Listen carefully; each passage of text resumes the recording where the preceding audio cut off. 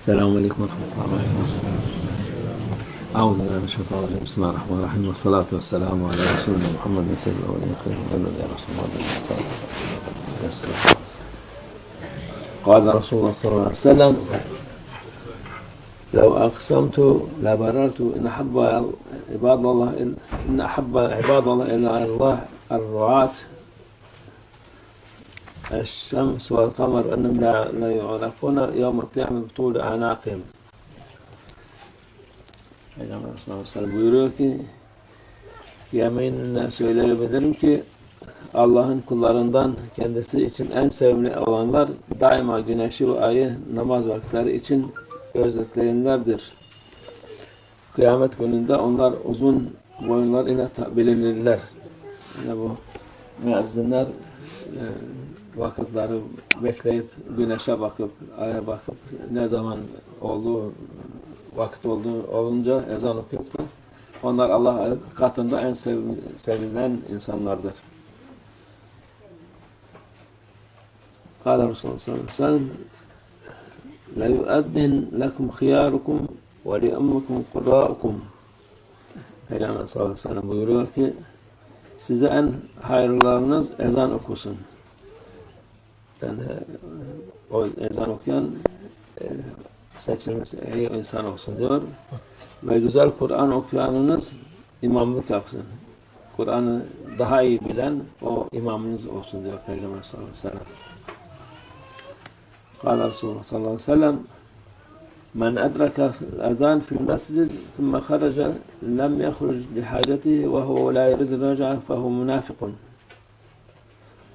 Peygamber sallallahu aleyhi ve sellem buyuruyor ki, kim mescitteyken ezan okunmaya başladığı halde bir ihtiyacı olmadan o namaza geri dönmemek üzere mescidi terk ederse o kimse münafıktır.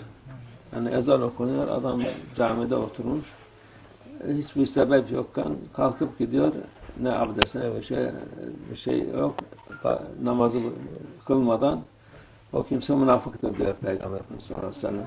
Yani başka izahatı da yoktur. Hadi bazen acele oluyor, insanın işi plan oluyor, ezan okunuyor, hemen olabilir imam geç kalacak diye namazını kılıp gitse olur da böyle hiçbir şey yokken namazını yapmadan gitmek onun münafık olduğuna işarettir. قال رسول الله صلى الله عليه وسلم: من أذن 7 سنين محتسبا كتب الله له براءة من النار. براءة من النار. Peygamber sallallahu aleyhi ve sellem buyuruyor ki, kim sırf Allah rızasını gözeterek 7 yıl ezan okursa Allah ona cehennemden beraat, kurtuluş yazar. Yani onun azim müezzinler şimdi artık Allah affetsin ezan okumaya da üşeniyorlar. Her tarafta birisi okuyor, ötekiler maaşları alıp oturuyorlar. Yani bu hiç olsa doğru var, şimdi ezan okunuyor her tarafta, güzel sesli olsun diye okuyorlar şeyde. Müezzin hiç olmazsa o vazifesini yapsın diye camide okusun ezanını. Yani bu Allah'ın rızasına kazanmış olur. Hem cehennemden kurtulmuş ve olmuş olur. Yani Peygamber Efendimiz'in mübarek sözüdür.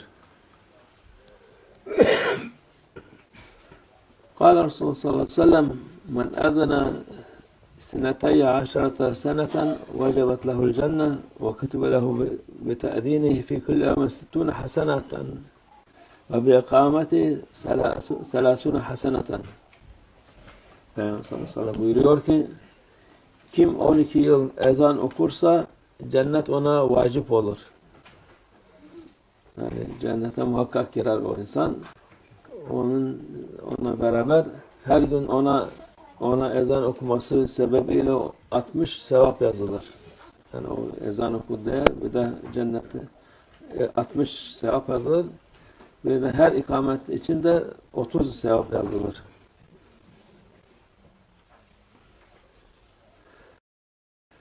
قال رسول الله صلى الله عليه وسلم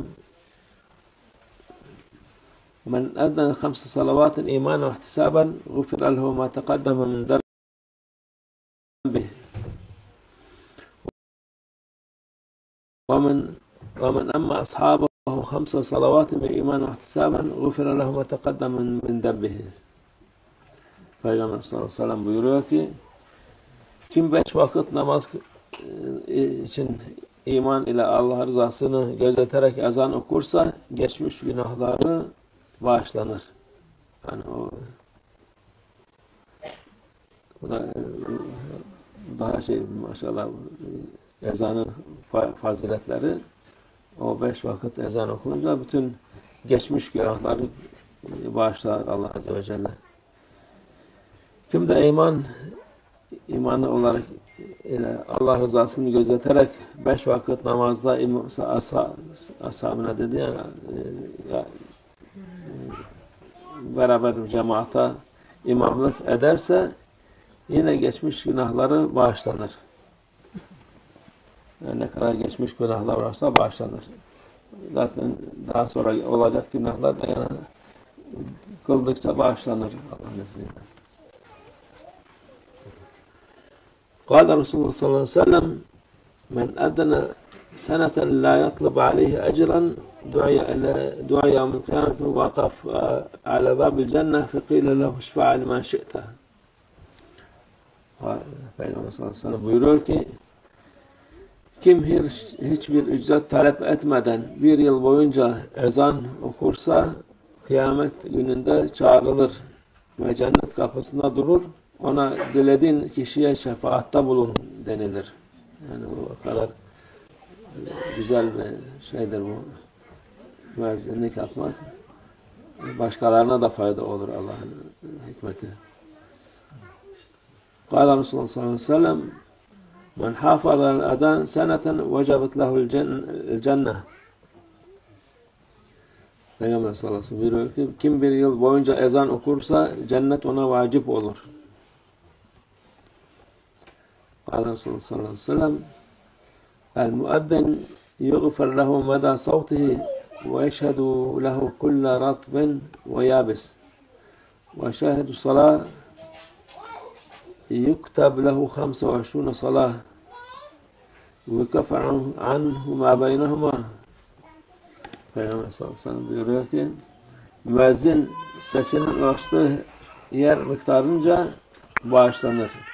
Onun için dışarıda okununca nereye yetişirse sesi oraya. Tabi mikrofon olmadığı için mikrofonsuz da inşallah mikrofonla da aynı şekilde olsun.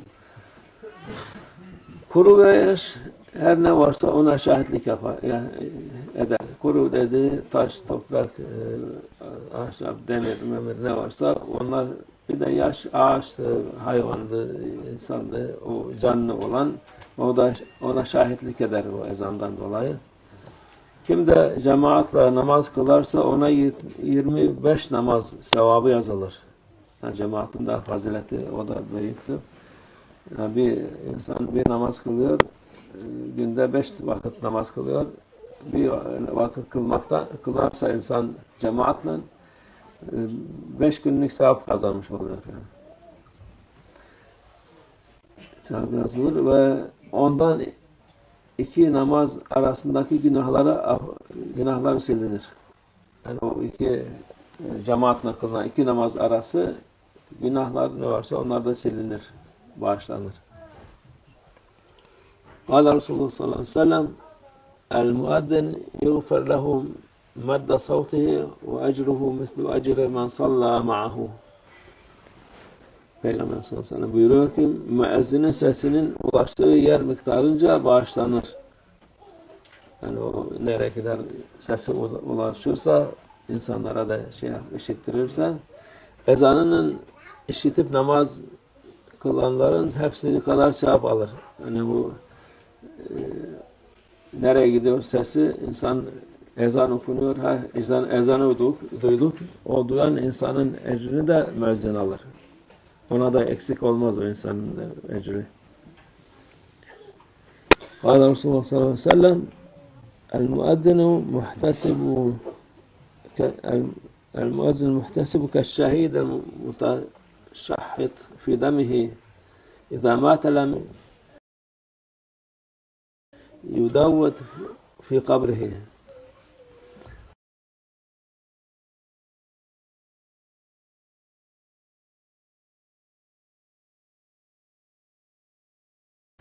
Peygamber sallallahu aleyhi ve sellem buyuruyor ki sadece Allah rızasını gözeterek müezzinlik eden kişinin ecri kanı üzerine sürünen şehit ecri gibidir. Böylesi biri öldüğü zaman mezarında kurtlanmaz.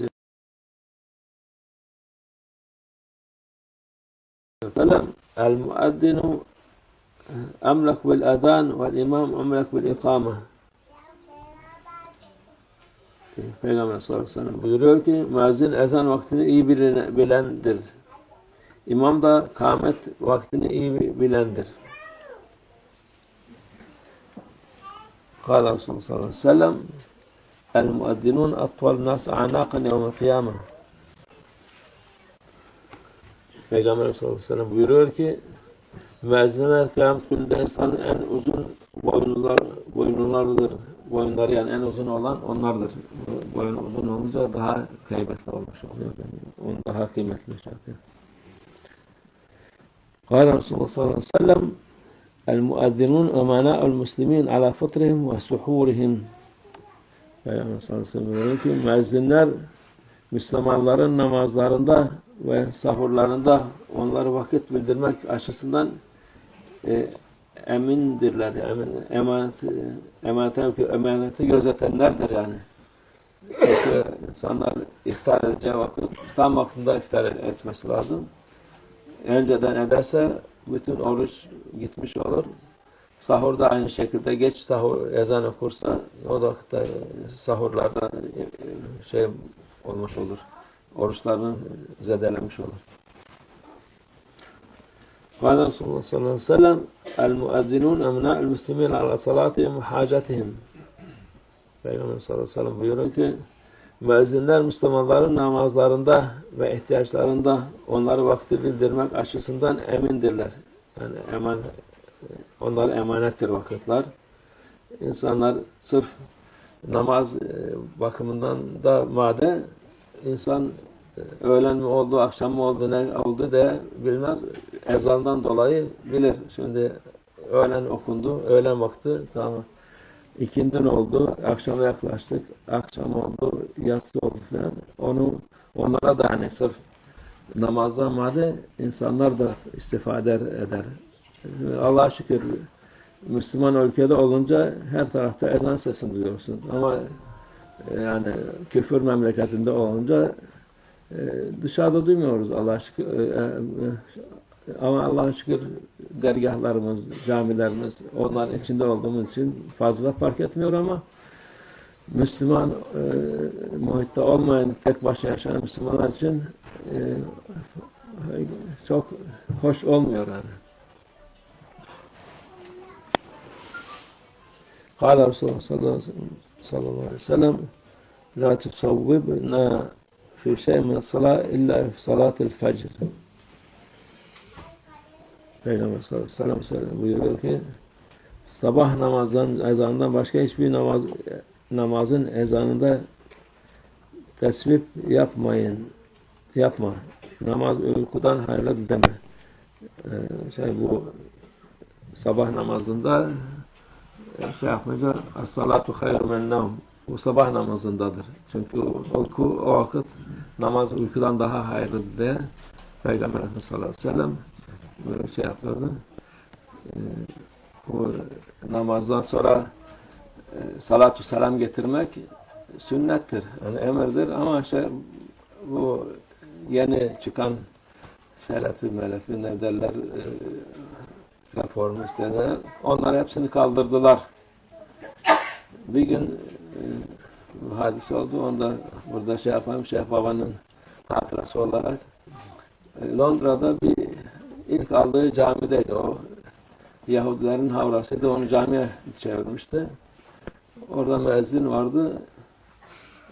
Şeyden sonra ezandan sonra salat selam getir. Başladı es-salatu hayrun minen nevm dedi. Ay mübarek biz bunu demedik. Yani böyle artık insanlar onun için yani bu salat hayrun minen nevm demek şeyindir. Sabah namazına burada da işaret var ki başkaları başka tayfalar, başka mezhepler, 4 mezhepten harici olanlar bir hayli bir şeyler katıyorlar ezanın üstünde. Onlar da caiz değildir. Onları söylemeye gerek yok. Onun için Allah'tan bizde burada yok. Kimse de duymamış onları. Kâle Resulullah sallallahu aleyhi ve sellem la yu'eddin illa mutavaddi. Peygamber sallallahu aleyhi ve sellem diyor ki bu da çok mühimdir. Ezan ancak abdestli bir şekilde okunur. Abdestsiz okumak yani olur da mekruh yani olmaz. Yani çünkü bu mühim şeydir. O kadar kıymetli bir şey müezzinlik. O kalkıp da abdestsiz okumak güzel olmaz. Sadaka Resulullah fîmâ kâle kâle ziyadet ila şerefin Nebi sallallahu aleyhi ve sellem ve ashabi kiram ve ruh cemî'l enbiya ve murselin kudama şer'an ve rahmetul arba ve ila ruh meşayihina fi tarikati Nakşibendiye Aliye khâsatan imam tarikati ve Ravsul Halife Hâce Bahavuddin Muhammed ve Veysel Bukhari Seyyidina Abdülkadir Al-Cevani ve ala şerh şereflerinden salih Mevlana Şahullah Fazla Hasan ve Şahullah Nazım Adil Hakkani ve sair saadatına müslümin وما نحن حضرتهم وحضورهم سيدنا حسين حسين أبو Efendi ve Refakâih Seyyidina Ahmet Mustafa cümlemin geçmiş ruhlar için şehit şuhada ruhlar için Lillahi Teala El-Fatiha.